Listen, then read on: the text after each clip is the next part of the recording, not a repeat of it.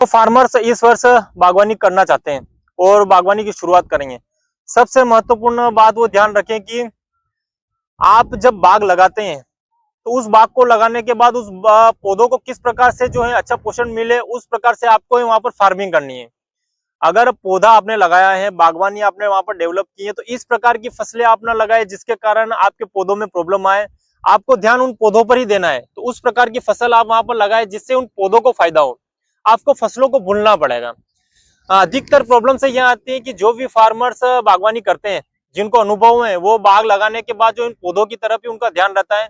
लेकिन जिन फार्मर्स को जो है ज्यादा नॉलेज नहीं है और वो फार्म डेवलप करते हैं, तो उन पौधों को भूल जाते हैं और पौधे लगाने के बाद बीच में जो इंटरक्रॉपिंग फसलें करते हैं, तो उन फसलों पर उनका ज्यादा ध्यान रहता है। इस कारण उनका जो है बाग अच्छा डेवलप नहीं होता है। तो आपको सब्र रखना पड़ेगा और उस प्रकार से जो उस बाग को डेवलप करना पड़ेगा।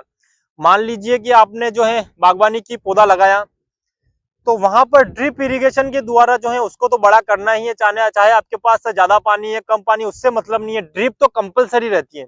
आप सोचते हैं कि आपके पास बहुत पानी है, पानी की कमी नहीं है, तो ड्रिप की आवश्यकता नहीं है, ऐसा नहीं है।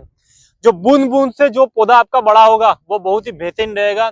पौधे के आसपास बूंद बूंद प्रक्रिया से जो पौधा को पानी मिलता है, तो वहां पर जो एटमोस्फेयर बनता है बहुत ही पोची जगह हो जाती है। रूट्स को जो फैलाव होने में जो है मदद मिलती है, तो बाग एक अच्छा डेवलप होता है।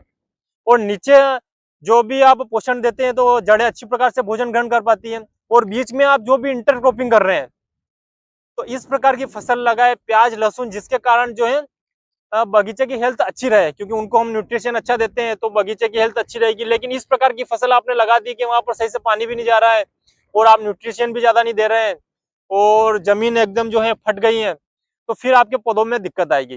तो उस बाग को डेवलप करने के लिए उसी पर आपको ध्यान देना पड़ेगा और थोड़ा सब्र रखना पड़ेगा, तभी आपको जो है रिजल्ट मिलेगा। अधिकतर फार्मर्स बगीचे दोस्तों लाखों पौधे लगते हैं, अभी भी जुलाई अगस्त सितंबर में लाखों पौधे लगे हैं। लेकिन आप मान लीजिए 10% फार्मर्स ही जो है सक्सेस रहते हैं। अधिकतर से पूछा जाता है, चाहे उनके 10 साल का 15 साल का एक्सपीरियंस रहते हैं, कि बिल्कुल भी जो इनकम उनमें जनरेट नहीं करते हैं। सिर्फ बाग वो दिखते हैं कि हाँ ऑरेंज का बगीचा है, लेकिन फल और इनकम जनरेट के बारे में पूछते हैं तो बिल्कुल ना के बराबर रहती है। तो यह सबसे महत्वपूर्ण है कि वो पौधा लगाने के बाद जो है आपको बिल्कुल उसी पर ध्यान देना है। समय समय पर जो है पानी नियमानुसार देना है, ड्रिप के द्वारा इस प्रकार की फसलें लगानी है जिससे वो बाग अच्छा डेवलप हो सके, तभी आपको अच्छा रिजल्ट मिलेगा। आप सोचोगे कि सिर्फ मैंने पौधा लगा दिया और हमारा काम हो गया और ज्यादा कुछ करने की जरूरत नहीं है, तो इस कारण जो है आपका बगीचा फ्लॉप होता है। हर प्रकार से रिसर्च करके और नियमानुसार बाग आप डेवलप करें, तब आपको अच्छा रिजल्ट मिलेगा।